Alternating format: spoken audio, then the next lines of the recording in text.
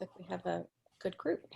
All right, well, welcome everybody. I'll let people in as they come. Thank you all for joining us today. I'm Mary Kay Kennedy with Artspace. We have with us today Beth Yerxa with Triangle Artworks, who is going to be our moderator for the conversation. Cherrelyn Napue from Arts Together, she's the executive director.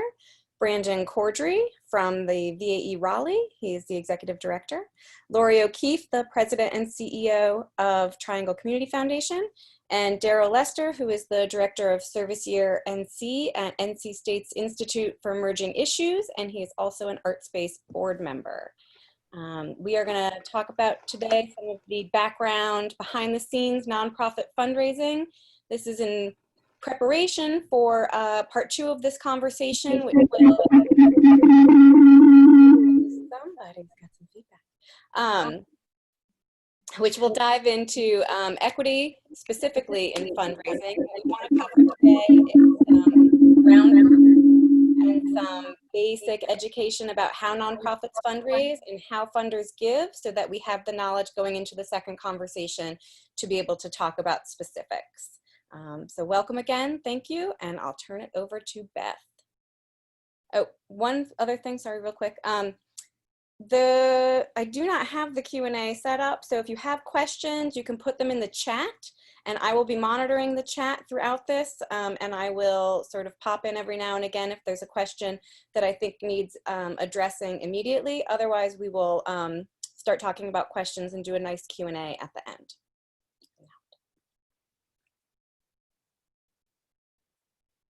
And you're muted, Beth. Yeah, I was trying to keep my, hey, I'm Beth Yerxa, and I'm Executive Director of Triangle Artworks. And for those that don't know Triangle Artworks, we are a nonprofit that works in the 5-county Triangle region to serve the arts community as a business sector. That means we do trainings and resources and other services, and you can check out our website, triangleartworks.org, to find out more about what we do. Thanks to Artspace for having this conversation and for inviting me to help facilitate it. As Mary Kay said, this is a first in a series on equity and arts fundraising, and our goal today is to make sure everyone has a good understanding of how fundraising and the arts work. And so that we can go from that position and then go into having a discussion in the next 2 programs about equity and fundraising and what some ideas are and how people can change things moving forward. To do this, as Mary Kay said, we have 4 incredible panelists that bring lots of experience working in the fields of both arts administration and fundraising, and going to help us look at this issue from all sides. Darryl Lester, where is Darryl? Raise his hand. Is currently director of the Service Year NC at the Institute of Emerging Issues at NC State. Prior to this position, he had a substantial experience in both fundraising and philanthropy in general, having worked previously at Triangle Community Foundation and his own consulting company, Hindsight Consulting. Lori O'Keefe, as Mary Kay said, is the CEO and president of Triangle Community Foundation for the last 7 years. She's been with the TCF since 2005. Prior to work at the foundation, she served in a variety of management and development roles for performing arts organizations, universities in California, New York, and North Carolina. And hailing from Denver, Colorado is Cherrelyn Napue, who has been at Arts Together for a whole 1 year now. We're glad to have her. Congrats on the 1-year anniversary. She's an entrepreneurial leader and a passionate social justice advocate. She brings experience in development, executive leadership, and nonprofit management to the arts community in Raleigh. And last but not least, Brandon Cordray is the director of VAE. It's a cultural arts organization, for those that don't know it, in downtown Raleigh. It does a lot for visual artists and artists in general. VAE staff structure positions the director as the lead fundraiser, so he's responsible for bringing in the money. And before we move forward, I think we have a whole lot of experienced arts people and Zoom people on here, because I know a lot of you, but I am going to really quickly go over some ground rules. And I don't know, can y'all see my screen? Well, okay. Can you see my screen? Not yet. No? Okay, I don't know why it's not working. But okay, I'll just read them.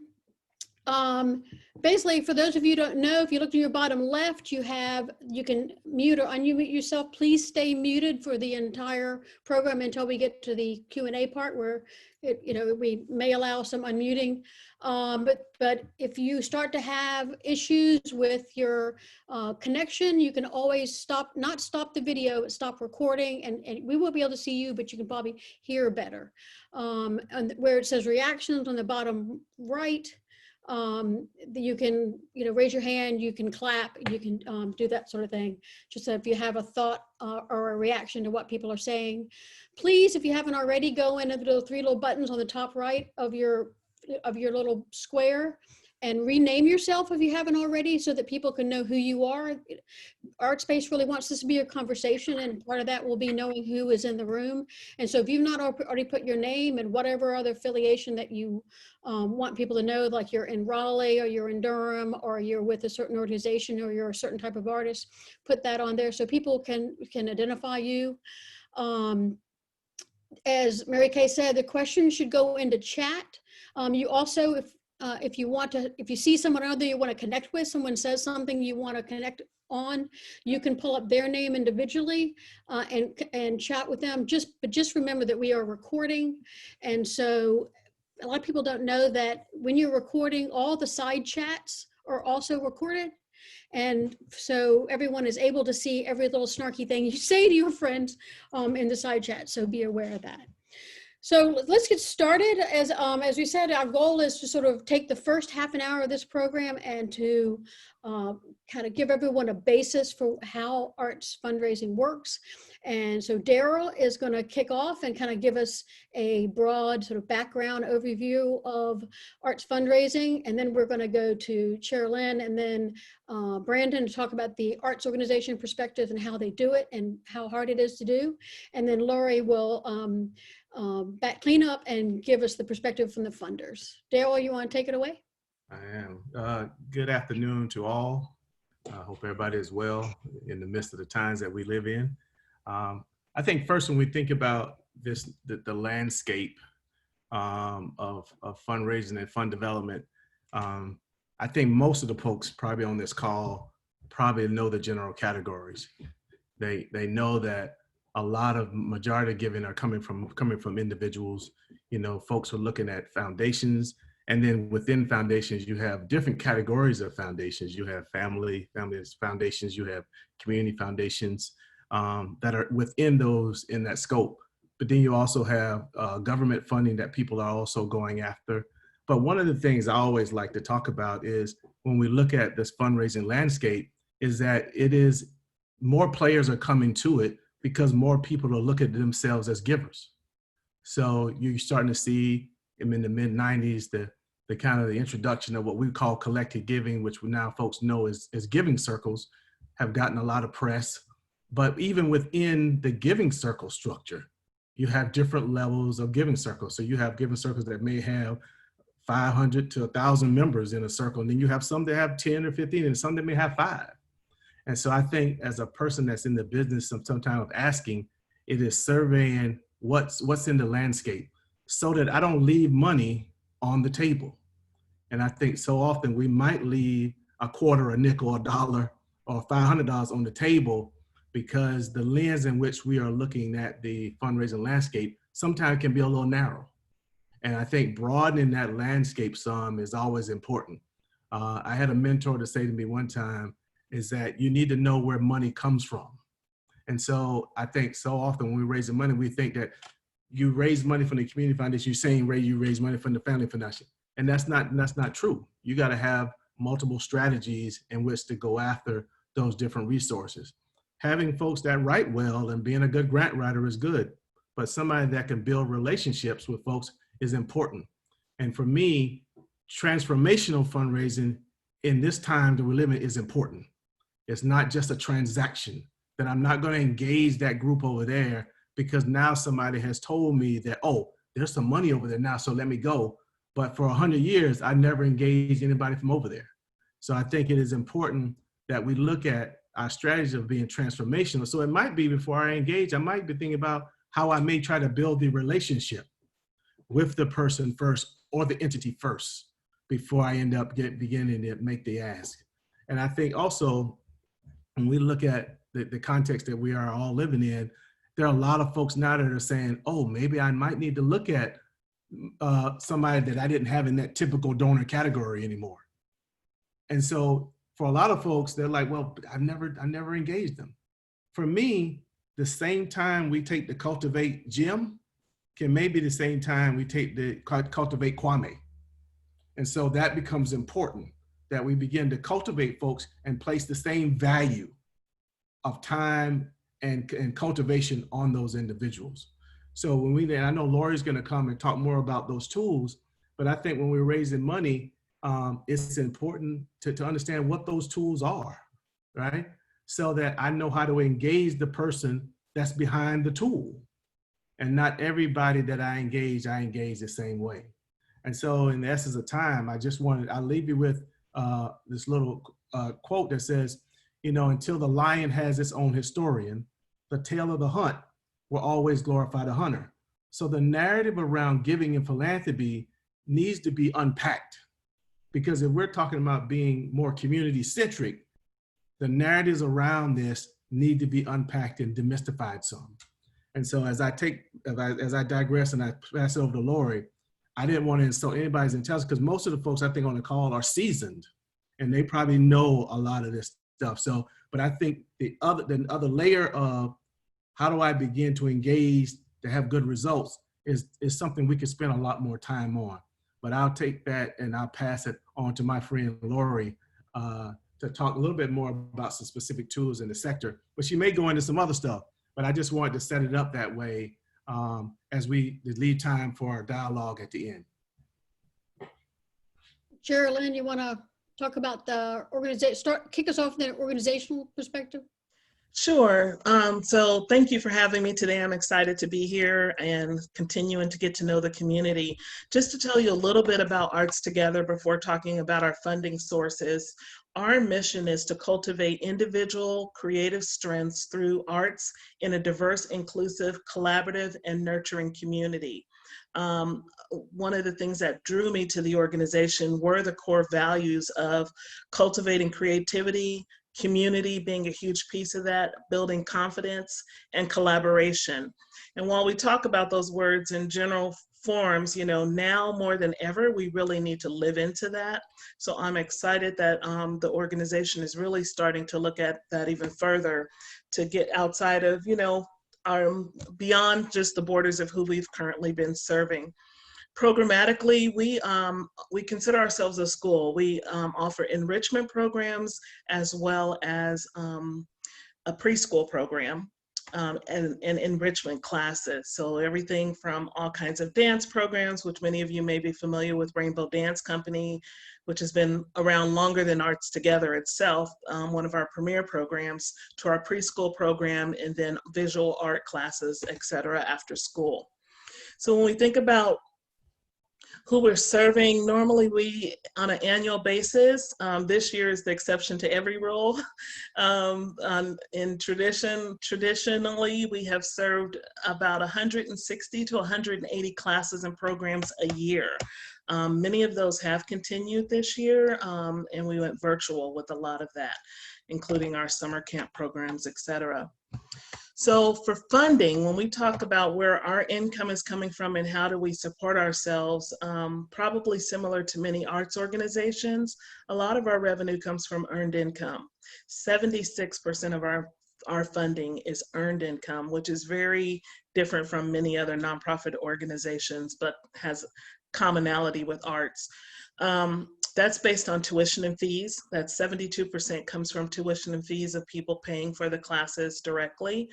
Fundraising, events, sales of products, that type of thing accounts for 4%. So that's our earned income basket. Our next largest pocket of money really comes from grants, mostly governmental grants, Raleigh Arts Commission and United Arts. And a few other grants in there represents 18% of our funding. And the smallest bucket for us is contributed, which includes donor advised funds as well as donations. Cash-wise, it accounts for about 6% of our budget.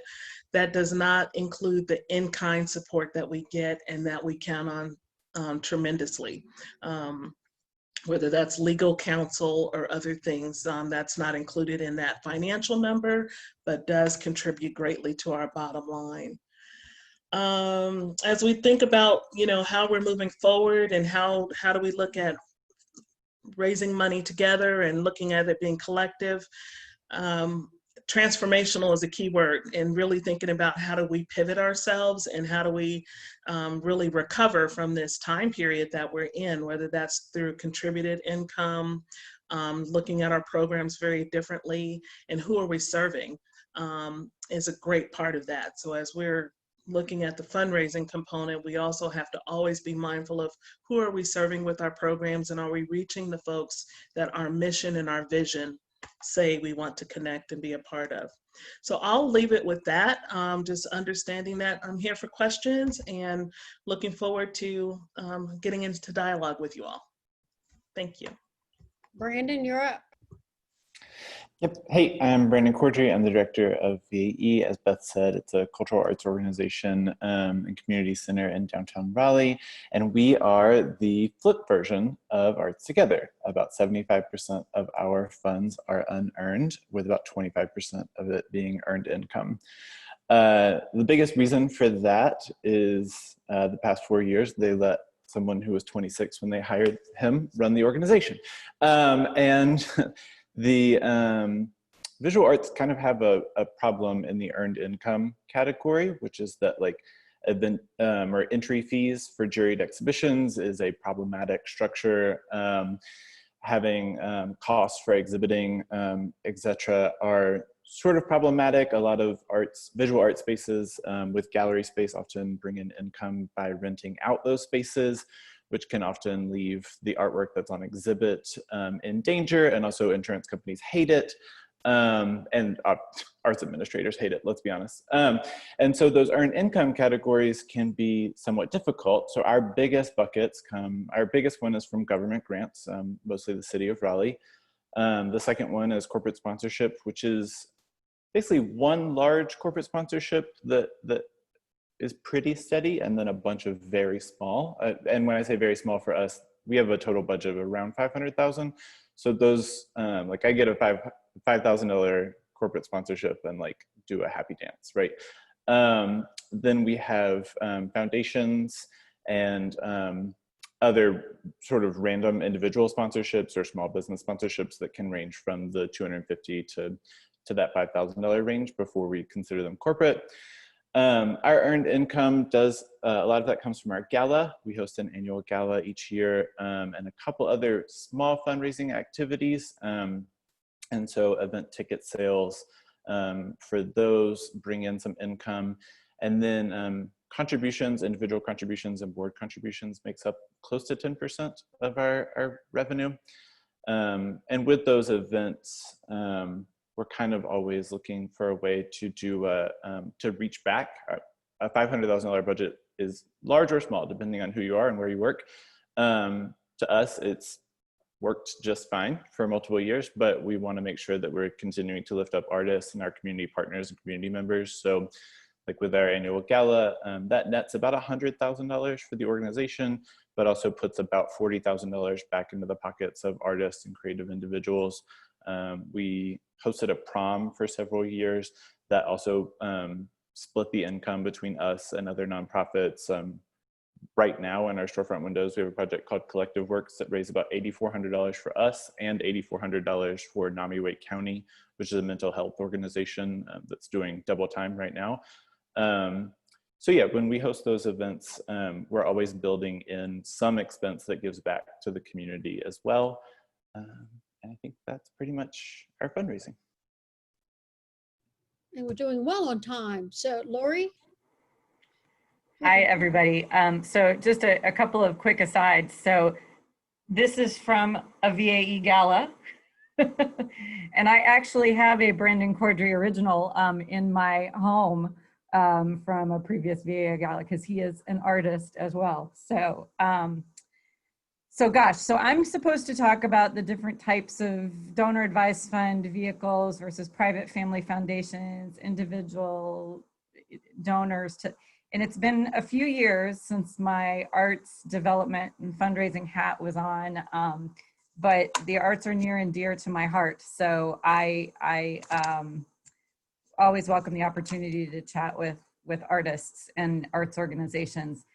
So I was looking at our funding in the arts, culture, and humanities bucket here at Triangle Community Foundation last year, and it was about $2 million, which is about 8% of our overall grant making. And that's combined with, that's a combination of our discretionary funds. So we have funds that the staff and board can determine based on certain parameters how to invest those funds. Our arts bucket, not surprisingly, is the smallest. It averages between $30,000 and $50,000 a year. And so the rest of that is coming from donor advised funds, which are individuals or families or corporations that have established individual funds or accounts that are aggregated for investment purposes, and then those individuals advise where the dollars go. The donor advised fund model is one that has really kind of blossomed over the last 20, 30 years. And I think it's because of the fact that there is immense flexibility for the donor, but they can maximize tax benefit. And then they're able to give out the money over time. So unlike a private foundation where there's a requirement to give 5% a year, a donor advised fund can have it sit there for 10 years. Now, our donors don't do that. Most of them give on average 10% of their fund each year. But it allows them very individual sort of control, even though we don't like that word from a regulation standpoint, over where the grants go. And so we spend a lot of our time, and Sarah Guidi, my colleague who manages our cultural arts program, we spend a lot of time not only identifying how best to invest our discretionary funds, but how to work with the donors that we have to engage them to hopefully find those organizations that we think are doing really good work in our cultural arts space, ideally co-invest with us so that we have more funds to give through our discretionary programs. But the reality is, and I think you all know this, the majority of arts funding tends to go to what I will call traditional art programs. So it's, the symphony, it's the big art museum, it's, the ballet, to a certain extent, musical theater. I think a lot of like the makerspace type organizations, I think those that are more representative of other cultures in our community are less connected to those individuals. And of course, right now with COVID, it's even harder to be connected to individuals. And going back to something that Darryl said, it's really about building the relationships. And that's really hard to do right now, right? I mean, we can't have an audience come in or someone come into our gallery and be inspired to give or inspired to buy someone's art. It's making it really hard to do that. Next week, we're rolling out our last video series that we did for What Matters, and we're actually talking about the impact of COVID and also the lack of racial equity in the arts space and the impact it's had on arts organizations. And Brandon was actually a part of that. And I think one of the biggest barriers is that the grassroots arts organizations don't have connections to the networks that have the resources, and they're looking for the big giver, the big dog all the time, and not maybe making the connections with those individuals in the community that really understand the importance. I think we rely on the arts so much, especially in a time like this, to lift our spirits, to help us be in a space with each other, to find catharsis. But we as a society, or at least in this country, I think, and I'm going to get a little soapboxy here, don't want to pay for it. And especially when it's an organization that has earned revenue, there is the sense that, well, that pays for it. And I'm not going to necessarily give to an organization that I'm not attending, as opposed to I give to the food bank because I don't want people to be hungry. So I'm giving to the organizations that I'm connected to personally because I like that art form. I'm not thinking about funding the arts ecosystem. You know, and the arts ecosystem has a critical economic impact. As you know, I know I'm preaching to the choir, but you know, the way we can, the more ways that we can really express the economic impact of the creative economy, you know, because these artists are paying taxes and they're buying houses and they're going to the grocery store. You know, that is a powerful, powerful story. But I think in this moment in time, being able to really find those ways to build connections, and maybe not in the traditional ways, like, you know, Brandon's connection to NAMI. You know, we know that there are real mental health challenges going on right now. That's brilliant. We know that the arts is a way to express and heal.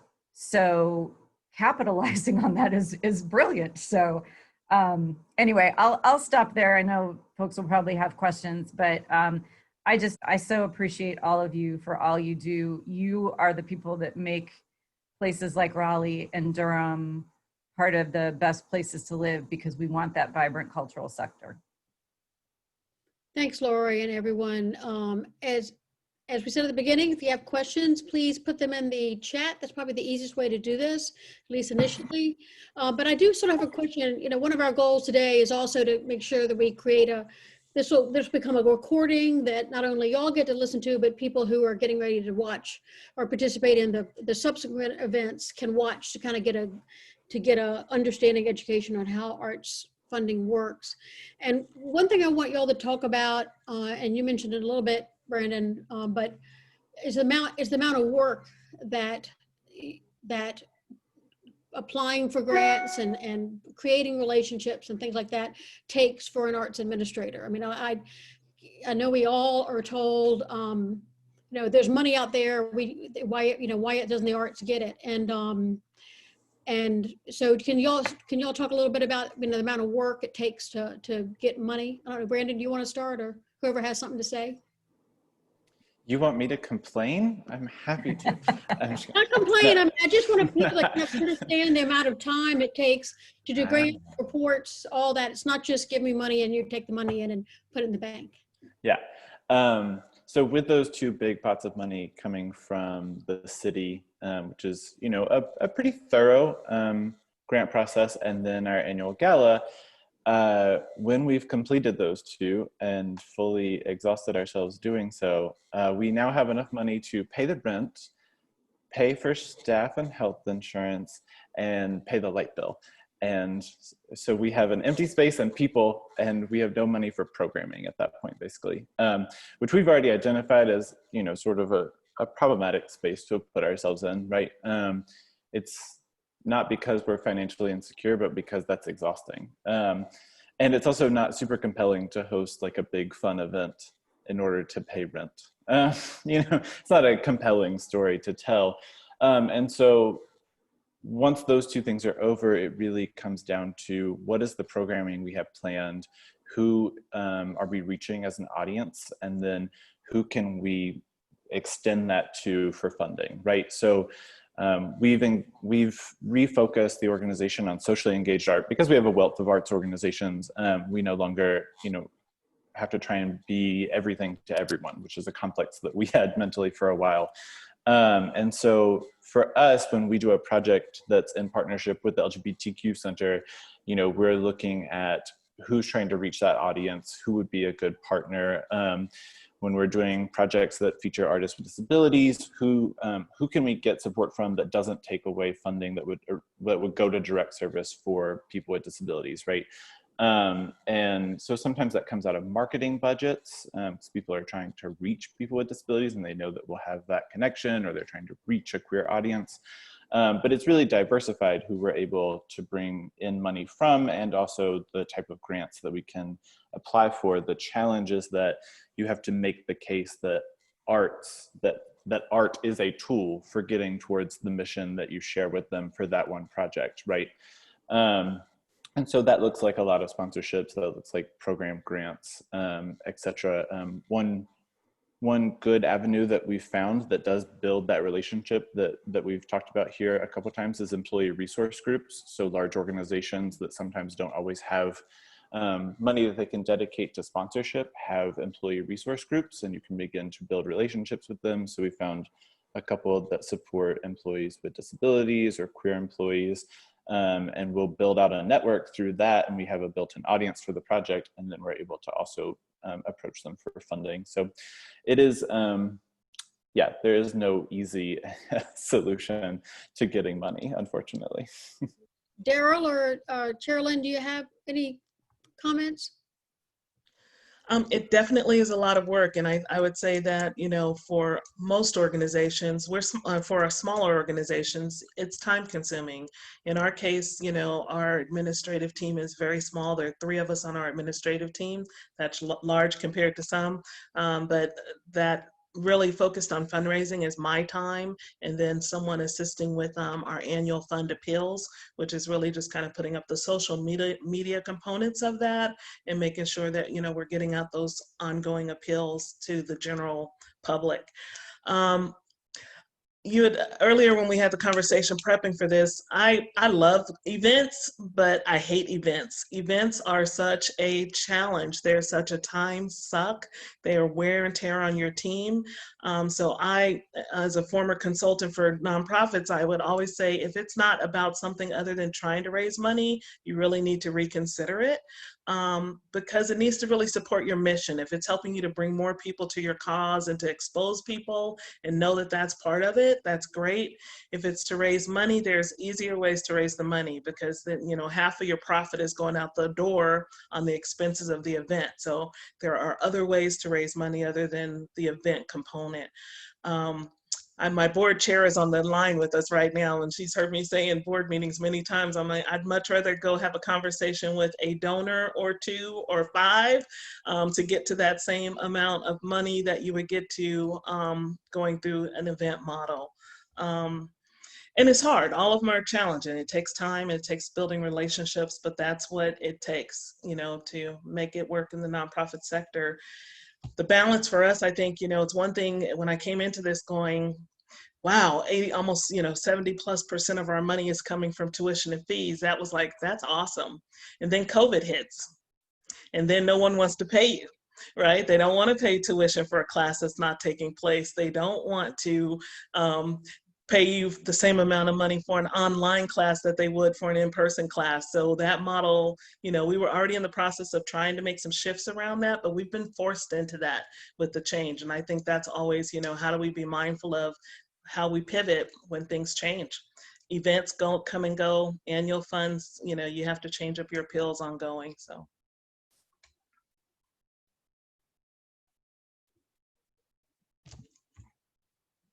Thank you. Yeah. Darryl, I know you're chomping at the bit, but because this is one of your issues.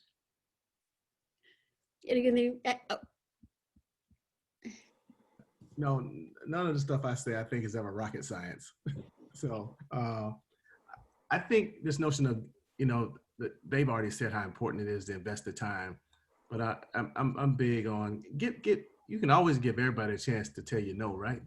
So that means that sometime the person that you may be hesitant to think about cultivating asking might be the person that either has a connection to somebody or is willing to, because you asked, think about that, hey, I might want to support them. Because when you don't ask people, you're saying to them they can't participate. And for some reason, it could be primary dimension diversity or something that says certain people can participate, certain people can't. So I think just being able to be in it for the long haul. And I think in the times that we live in now, the crisis has maybe somewhat, and I'm gonna say this delicately, maybe opened the door, because sometimes folks who hadn't been talking to each other are not saying, oh, I might want to talk to that person because they've been calling me for a long time, but I just wouldn't talk to them. Yep. So I think that there's some opportunity in the midst of the crisis and the times that we're in, that maybe we get some different outcomes. I'm remaining optimistic that can happen. So, well, Darryl, I want to ask you to stay unmuted because our first question, I think what you're just saying may help the asker kind of get in the right frame of mind. This is a question that, how do I advise a small performance arts group that hasn't formally raised money and doesn't have staff? They don't have financials, reports, et cetera, that they can share with funders. What comes first? Securing individual donors or putting infrastructure in place? And I think some of the things you were just saying, would help answer that. That is, what are you selling? Do you have thoughts for them? Where to start? Well, I think it's twofold. So while organizations, especially arts organizations, are getting their infrastructure right, that means that something else has to be going on the other side, on the person who's thinking about the giving.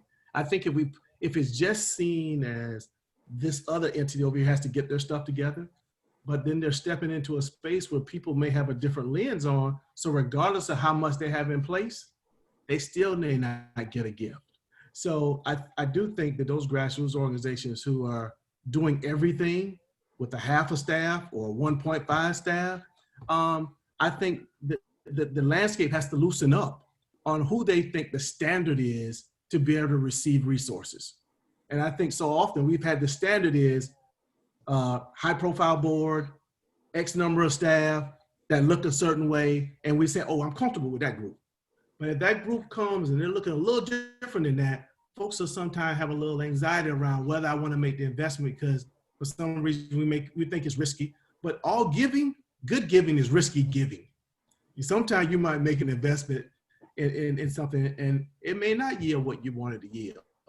But I do think as people are taking care of their infrastructure, hopefully the lens that people are now looking to give is changing as well. And so it doesn't put all the responsibility on that organization to dot I's and cross all T's, because sometimes they might be the good organization that creates cycle rewards for me as a giver when the big one won. Any other panelists have response to, where to start and if you're a small new organization? Yeah, I would just echo some of Darryl's comments about, it's kind of a both and. I know, we think about kind of the institutional giving and the high net worth giving as necessary to have infrastructure. And certainly if you're seeking funds from government sources or foundations, you do have to have, we can't give to an organization that's not a 501c3. But I think that's where thinking about not who is on your board in terms of, what their title is or what their net worth is, who is on your board that is going to be willing to be, that is passionate enough about what you're doing and is going to be willing to talk to their networks about it. And it's not about, well, they don't have access to, inner Beltline Raleigh or whatever. It's access to the assets that they have in their community, and thinking about how you're connecting, and tasking that board member with really being that ambassador to bring, to kind of be the Pied Piper with you, to bring the audience, to bring the donors, and help meet them where they are, so that they start to see how they are now a valuable part of who you're trying to be, if that makes sense. And this next question may go to you too, Lori. Can I jump in on that? Oh, absolutely. I'm sorry. Hey, so Leah, to your question, to me, it's sort of like asking, do we create the organization or start doing the work? And I think right now you have a lot of individual giving, and you have people that have less concerns when they're doing those small individual donations about being able to write it off on their taxes because of the changes to tax code. So I think it's important to ask yourself, like, does the work we're doing right now respond to what people are giving those individual contributions to? And if so, I would say go ahead and move forward trying to pick up some steam in that arena. And yeah, we do face some problems in our philanthropy landscape in North Carolina, which is that a lot of the funds are up here at corporate levels or foundation levels or government levels, and they can only give funds to nonprofits, and the nonprofit structure is problematic. This is someone who's director of a nonprofit, but there are other on-ramps. So fiscal sponsorship could be one option. There are multiple options for doing that. One of them is VAE. Hi, not here to do self-promotion, but it does exist. So, and that allows you to come under the umbrella of an organization that you fit the mission with and use their 501c3 status and their infrastructure while you're sort of building capacity. The other is that change in tax code means that you may be able to capitalize on this moment if your work is responding to a current climate and just get enough small contributions to go ahead and, you know, get yourself off the ground and build a track record that would get you larger contributions in the future. Yeah, I support what Brandon's saying around that. This is the time definitely to bring in friends and family and having them to be your first investors, if you will, into the program, using the board members and their friends and family. And it's amazing seeing what some people are doing around the whole social media and fundraising right now, and being successful with it. And it's small donations coming in, but it's, you know, it's setting a smaller goal, but it's coming in from a lot of individuals that are unlikely donors. It is that $10, $20, $50 donor that's starting to add up and make a difference and make an impact, especially for startup organizations or for a small project to get started. Yeah, thanks. It's all really great. Have a couple of questions that are coming in, so I want to go ahead and ask them. So best practice, there's a question about the best practices for educating sort of resource individual donors for diversifying their giving to include non-traditional programming in communities where they may not have a relationship. And I think that is sort of goes to the question, to the discussion that Artspace wants to have in the next program. But Laurie, do you want to talk a little bit to, and some others, to work that is being done to sort of, and ways that we can reach sort of resource individuals and ideas for expanding the way they look at arts organizations and artists? Yeah, and I think Sarah is going to touch a little bit on this in the next session, but one of our goals with our new arts programming is to try to educate our donors on, you know, beyond the institutional cultural arts nonprofits. And you know, I think, and again, it goes back to looking at your boards and looking at your volunteers and looking at who they know, and, you know, maybe getting beyond the choir, you know, of your usual suspects. I think, you know, there's tremendous stuff happening in Durham with small, you know, grassroots arts organizations. I see Katie's question too. And so that's one of the things that we're focusing on with our discretionary funds is, how can we be investing in the culturally representative arts organizations in the Triangle? How are we supporting groups like VAE or North Star in Durham, or, you know, Durham Art Guild? Again, the cultural infrastructure of a community doesn't start and stop with the symphony. And for many people, the symphony is not going to be where they want their art and culture to come from. So, but I think it is a lot of work, and it's very intentional. I will tell you, knowing the nonprofit sector writ large in the Triangle, that if this was a health services conversation, they'd be saying the same thing. I think the bottom line is this region philanthropically doesn't behave like a lot of other metropolitan areas. We're very diverse. We are geographically diverse. We are demographically diverse. We do not have the deep-pocketed corporate or individual pillar foundations or philanthropies that others can rally around. You know, when you look at New York and the foundations there that all they do is support the arts, or, you know, Levine or McCall, we just don't have that here. So we as in the nonprofit sector, it becomes our burden, for lack of a better term, to really work within the networks that we have and build the relationships and engage with the folks that are in our community that may be non-traditional philanthropists. You know, they don't give because they want a tax return. You know, they're giving through their church, or they're giving as impact investing. You know, thinking creatively about other ways. You know, this next generation, they're building their giving around GoFundMe. You know, they're not going to need folks like me at the Triangle Community Foundation in 20 years. And really, that's so accessible.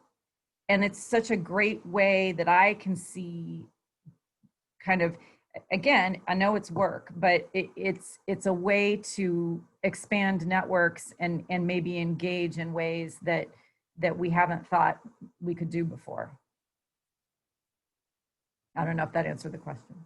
I think you're getting to the question, and Katie, to your question, you know, about the work they're doing.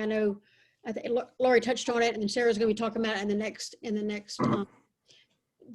session in this series. But I would, continuing that discussion about, you know, changing the way that, changing the way that some donors are, you know, have consistently supported legacy institutions, and how to get them to, you know, change the way they're looking at things.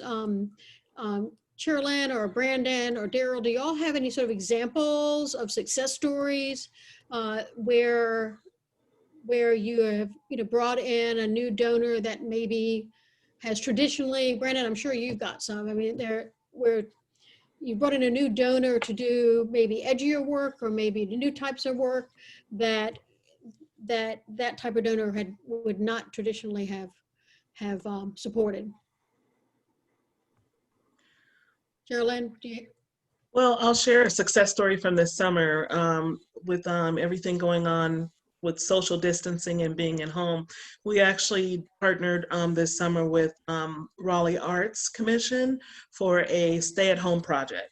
And that was outside of our traditional funding with them. It was a small one-time grant, if you will, that we were able to do a Let Your Light Shine project. And we distributed 1,000 kits out into the community, and we were very specific about communities that we selected to work with. And that was a new relationship for us. They usually provide operational funds, and so to receive program funds from them to be able to do this Let Your Light Shine project. And the project actually started the night of the uprising around the civil unrest in our community, and we're shining the light. So it was very powerful, the timing of it. It was meant to be a COVID project that turned into something much greater.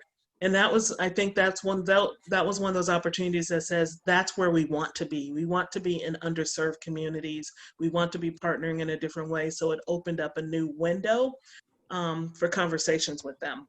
So that's the only experience I can share from this market, if you will, being here in the last year. Yeah, and I think I can jump in on that, just sort of trying to figure out how to diversify people's funding, which is that, like, art for art's sake is difficult to fundraise for. So you need to be looking at what is the intended impact of your work, and then trying to connect that to people's funding goals, right? As Laurie said, we don't have those big funding arts funders here. So, you know, are they interested in early childhood education? Are you doing work that you could articulate to them is a benefit to that goal? One success story is we wanted to do this exhibition called Field Notes, where we sent instamatic cameras to climate researchers from Maine to Puerto Rico, and then have them send back just them capturing their everyday life and how climate change is impacting that, and exhibit the photos in the gallery. And we sort of got that piece together, knew our cost, and then we knew that if we sold any of the photographs, we wanted to send it to an organization that had a smaller budget than us, who was doing racial equity in climate change work. And so then we went to the NC League of Conservation Voters. I always want to say conservative voters, but that's a very different thing. So we went from a well-resourced organization who had a message and was consistent with the mission of the project we were doing. And we basically created an art exhibition that could be a pass-through, right? So in the end, we were able to send a check to an organization with less funds than us, and all of our costs were underwritten. And it was an impactful project. Similarly, we hosted Queer Home, which was a 700 square foot house built in partnership with the LGBT Center beginning of last year. And it was beautiful. And so these employee resource groups from different organizations for queer employees had wanted to host a social and get together in the house, because it didn't have traditional artwork that could be damaged by an event rental that I hate, was a good place for that party. And so they pooled their resources to also be a sponsor of the project. And so it was just, for them, we had built something that was particular to their mission of getting all of these different corporate employee resource groups together. And so just being able to sell that intended impact really gets you out of the silo of trying to find people who just want to fund the arts. Right?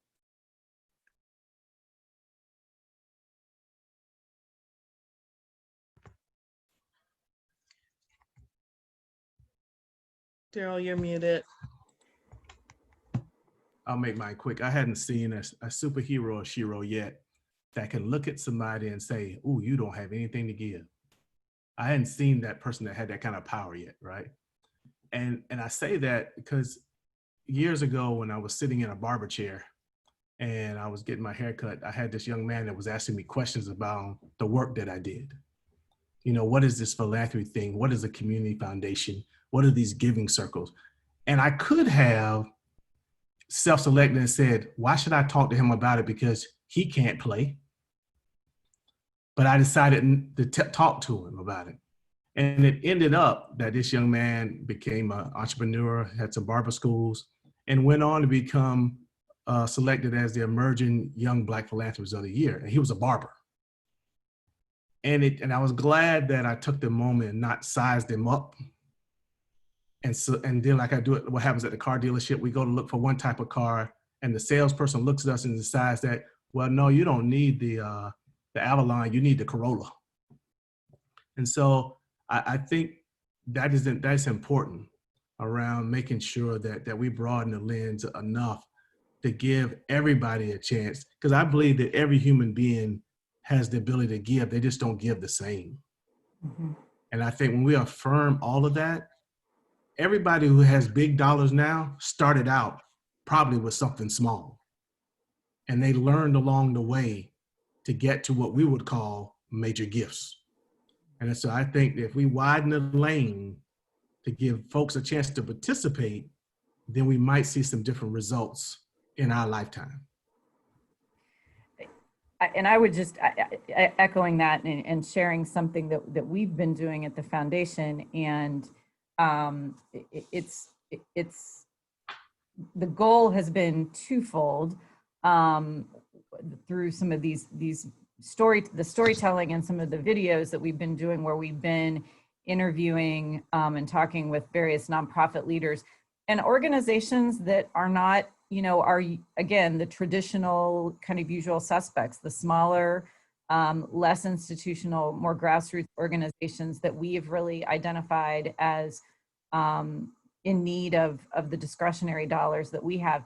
And so as we're interviewing, we're making our donors aware that these organizations exist, because our donors are getting these videos and podcasts and paying attention and actually giving funds so that we can expand that giving in response to some of these videos.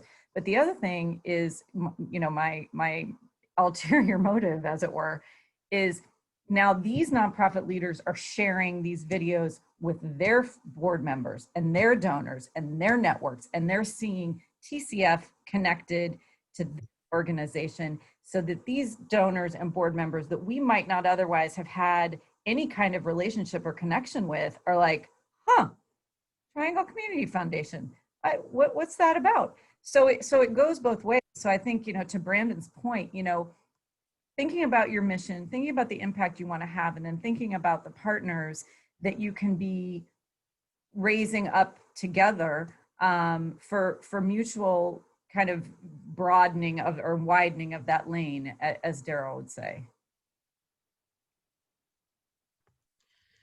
Thank you all. We have a few minutes left. We have one more question, and y'all can all read it in the chat. Save time and not read the whole thing, but it's a question from Malika about just sort of like the question we got earlier about, where do you start? And rather than have everybody answer individually, I think I would love to sort of end this by hearing sort of y'all's suggestions on the best resources for people to find out more about funding. That is, what resources exist in the Triangle for someone who is starting out to find out about where to go for funding, how to do, how to fundraise, how to get your skills, that sort of thing. I will start and say, if you go to triangleartworks.org site, we have a database of all the regional and statewide funding grants and other opportunities that exist in the Triangle. That's on our website. We also have, and I see Melanie Dorner in the group, we also have a series of programs, training programs that Melanie is doing for us on how to fundraise and how to increase your fundraising skills. And so people can sign up for those. And so I don't know who wants to go next. Cherrelyn, do you have suggestions on where people can look to find out information, or Darryl or Brandon, about information about where to find funding, where to find lists of funding or opportunities, or to learn how to be a better fundraiser? Well, I'm listening for all of those myself as I'm new to the community. But what I have found is that people in this community are very generous with their time and very generous with their knowledge. And so the information that I've gathered has been from one-on-one conversations with folks, meeting people on forums like this and following up with them individually and asking for a 10-minute coffee, a 20-minute coffee to learn more about who they know and how to connect. So I would say just getting to know other people in the community has been my best effort at this point in time. Thank you for the opportunity to talk today as well.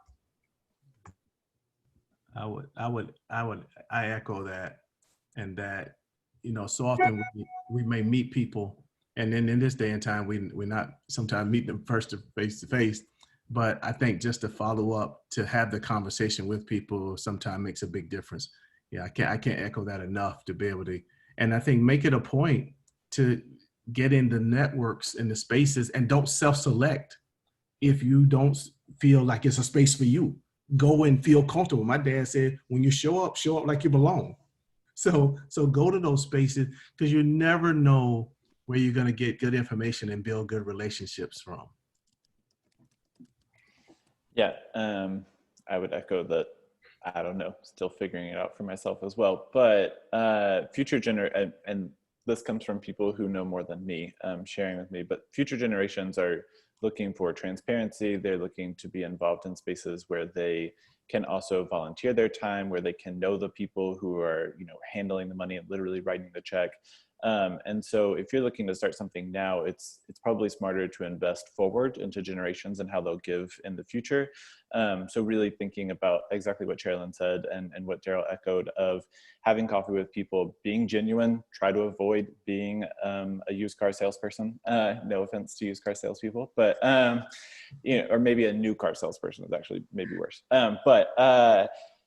Just be genuine with people and find commonality with them and find shared interest and build on those. And you'll be kind of amazed at how fast, when people jump on and are excited about something with you, it extends from just that individual giving to, oh, their business also has money that could give, or they know this organization and they'd love for you to meet the director of it.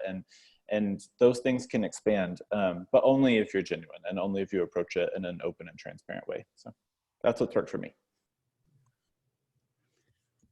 Well, it is officially 3 o'clock, Mary Kay, and any parting thoughts from anyone, or Well, I'll just say thank you all so much for joining us today. I hope you learned a little bit more about the behind the scenes of arts fundraising for nonprofits here in the Triangle and came away with some useful information. And I really hope you join us for the next session where we're going to get a little bit more into the details about how these practices, the grant writing, approaching donors, making these connections and having these conversations, how those processes that have been set up for a long time lead to a lot of inequities in funding, and how that they really benefit larger organizations, white-led organizations, and what we can do as a community. And some of the examples that Brandon gave sort of touches on that, but how we as a community can work together to do fundraising for our whole community